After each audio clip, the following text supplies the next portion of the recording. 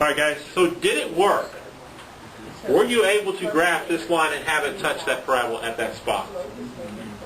Okay. If you zoomed in on your view a little bit, you would still see it touching there. Okay. We are right now going to spend most of our energies practicing this limit process to find that first derivative. Once you know the derivative, my assumption is you can find the equation of a line. We've been doing that for years. It's, can we find this thing called the first derivative, right? Yes. So the solution to the first derivative is the slope? That's one way to look at it. Okay. Okay. The part of the question that's going to be important for us is we're actually finding that limit. And so now I'm going to start with an equation of a function. I'm going to ask you to find the derivative and show you how to put it into that limit and how to evaluate that limit. I know that's what I'm really looking forward to.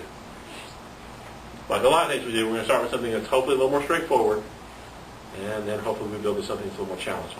So we're not doing that today? Doing what today? That. Yeah, we're doing that today. That's what comes next, actually.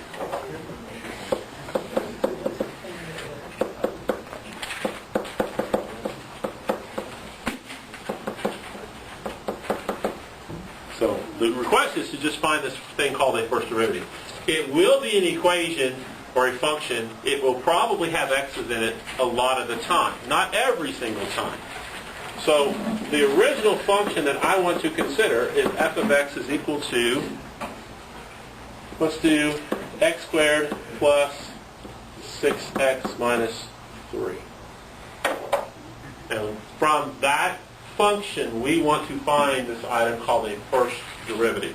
So this is what we need to do.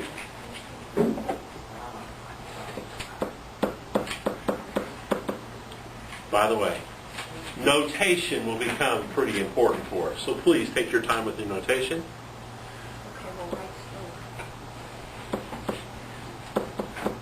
And yes, this is a limit, and we will want to leave the limit on here. So the limit as delta x goes to 0. According to how we defined it, we now take the function value of x plus delta x. So that means right here, I have to have x plus delta x, the quantity squared, and then plus 6 times x plus delta x minus 3. That part right there is your f of x plus delta x part. And then we have minus, and guys, parenthesis here will be really important to get your pluses and minuses right. And now we just subtract the function x squared plus 6x minus 3. And then we get to divide this by delta x.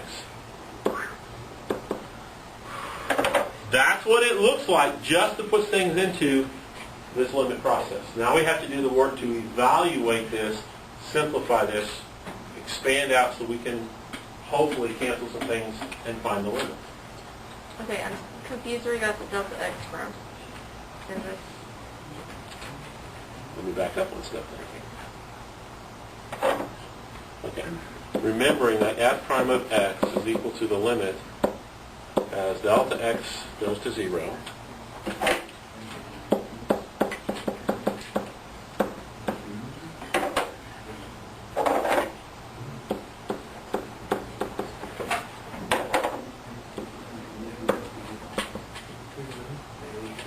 That was that definition that I put right there. Okay, that's what I'm using. So then anywhere there's an x in the f of x equation, then you have to put the x plus delta x. Correct. So the part that's in blue up here is the part that's in blue down here. Okay. Guys, we did stuff like this last year, and it was still a struggle last year too. I remember that. You may or may not remember that part, but I do. So it's still a bit of a struggle here to put the pieces in the right spots.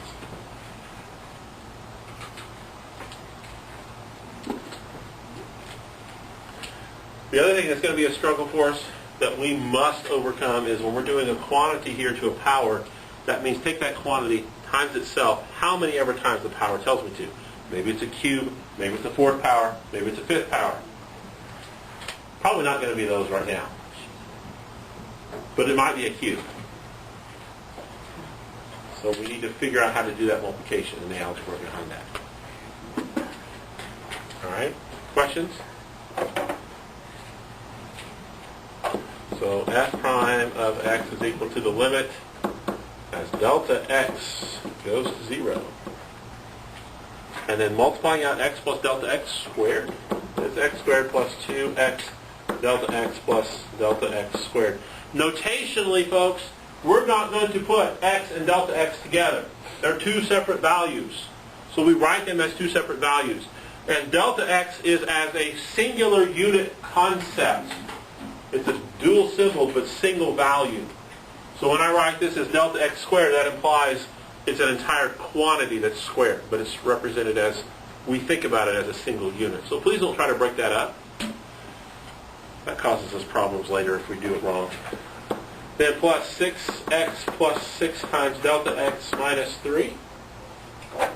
And then we distribute the negative and minus x squared minus 6x plus 3. And we'll divide the whole thing by delta x. Now the next part's really the help to simplify part.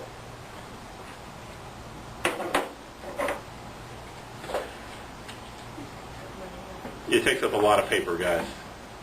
I agree with that.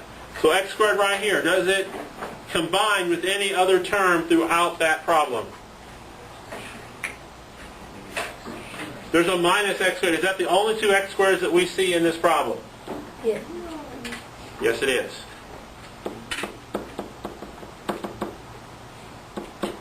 So now the question is, I have a 2 times x times delta x. Do I see any other term in this numerator that's a 2 times x times delta x, or just an x times delta x?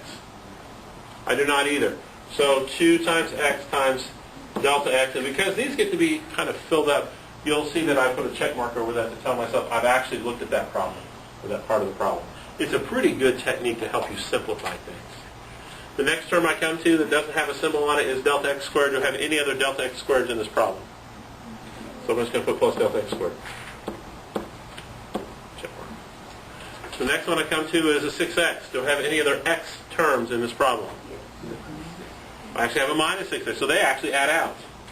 I add them out.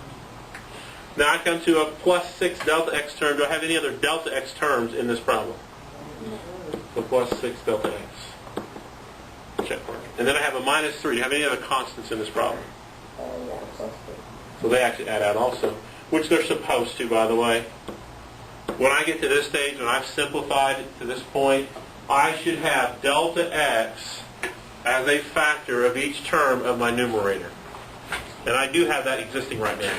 Because that's a factor of each term, I will factor it out. I have the limit as delta x goes to 0 of delta x times 2x plus a delta x and plus a 6 over delta x. So what happens? Not yet. Delta x is right now, what happens? They become a 1. Now, I have the limit as delta x goes to 0 of 2 times x plus delta x plus 6. And can I let delta x now become 0? Yeah, I can. So this term goes to 0, and I'm left with a slope of 2x plus 6, depending on the particular x value that I'm considering. It's a lot of work to get a slope, isn't it? Yeah. Yeah. Say we're in time. That's next week. Ah.